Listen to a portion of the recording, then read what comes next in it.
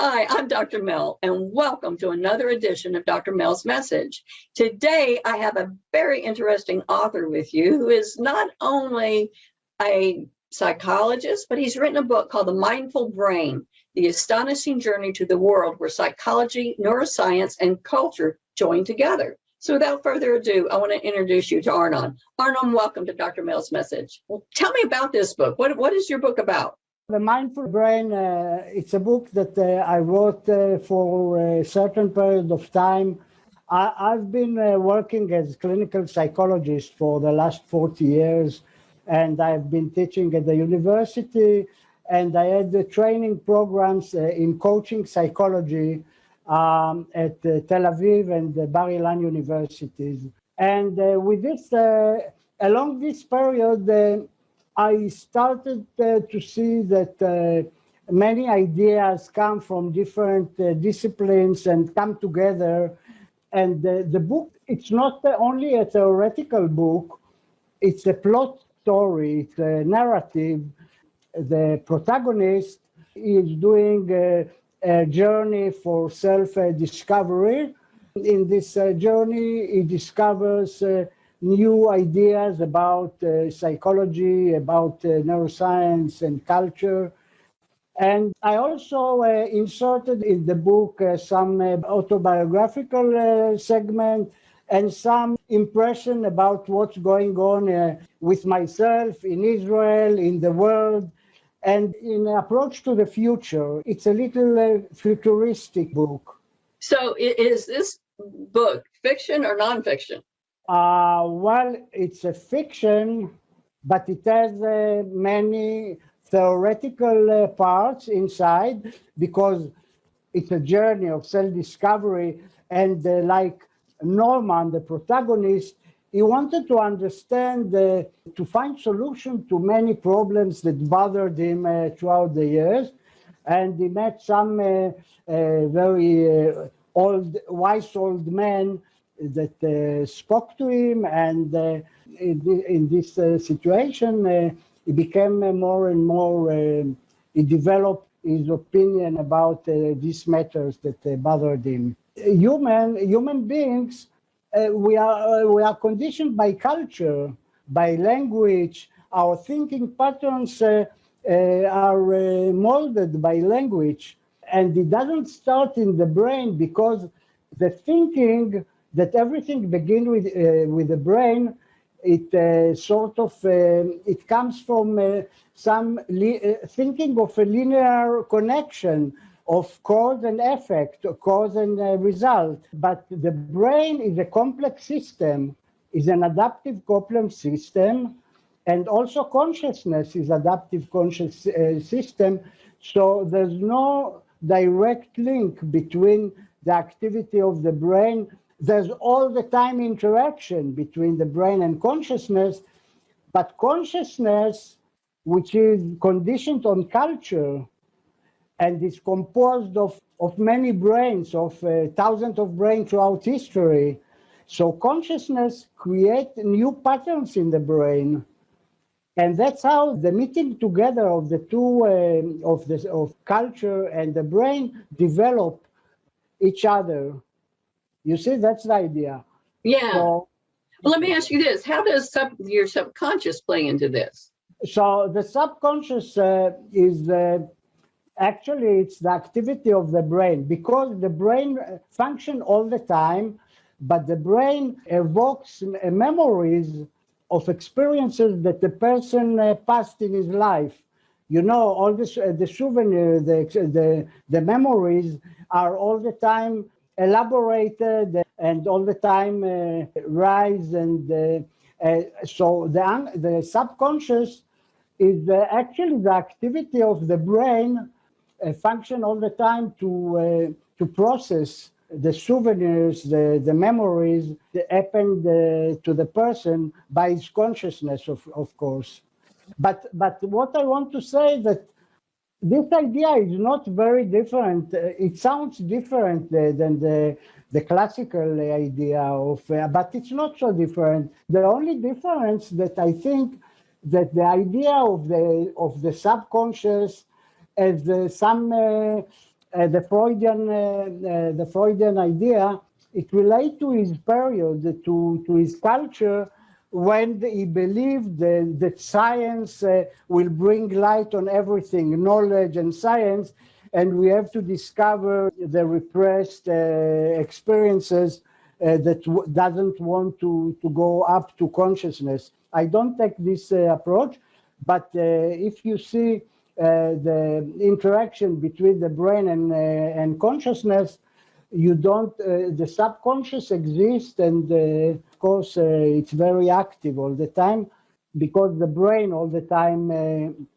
brings back the memories, but in a different language, because the difference between this and the consciousness is that it's not related to language, but it's related to symbols.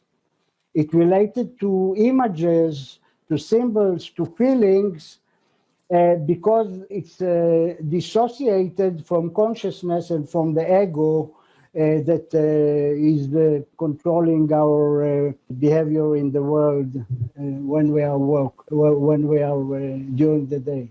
Now, your book, The Mindful Brain, what made you want to write this book? That's a good question. As I told you, actually it started as a narrative, as a story. And in the story, I also inserted fragments from my life, from my own experiences.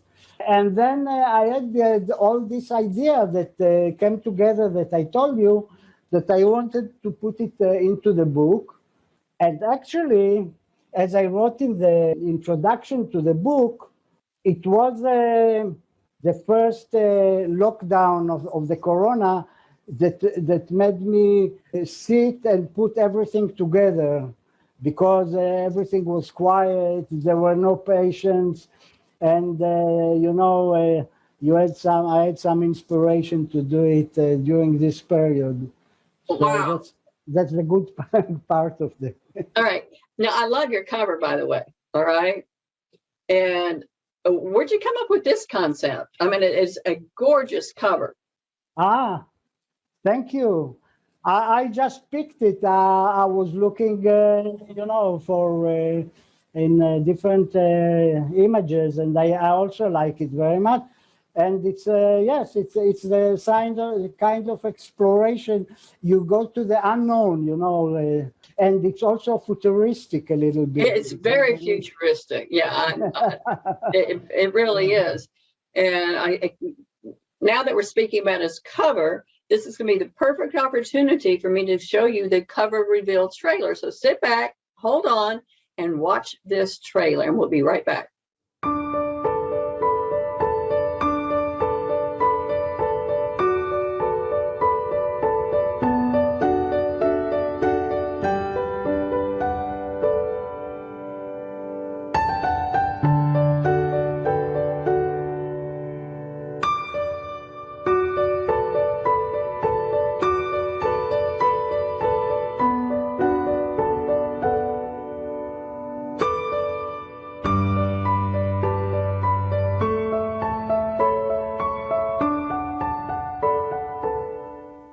So now that you've seen the cover of the book that I was talking about, you can see why I said it was futuristic and why I love it so much.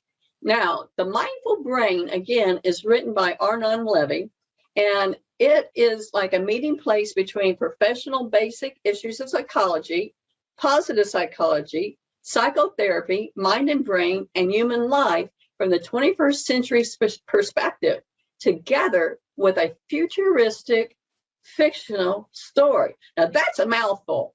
So when you have somebody like yourself, Arnon, that comes from academia, let's say, is a professional clinical psychologist, you bring a lot of that aspects into your writing. Is that correct? Yeah, I think, you know, we psychologists, we work with people in fantastic stories, you know, each person, each patient brings you such a mess of information, of ideas, and you have ideas that come during the therapy. Every time that you make the therapy, you have new ideas, you have insights about yourself, about the patient, about the world. And we often waste it, because we don't waste it because we work with the patient. But I think we should all try to put the things in an orderly way in a book or in articles. And now, the book is very, very reasonably priced. It's available over on Amazon, and the paperback is $5.99, and the ebook is $2.99. So this is not only an affordable read, but it's an incredible read.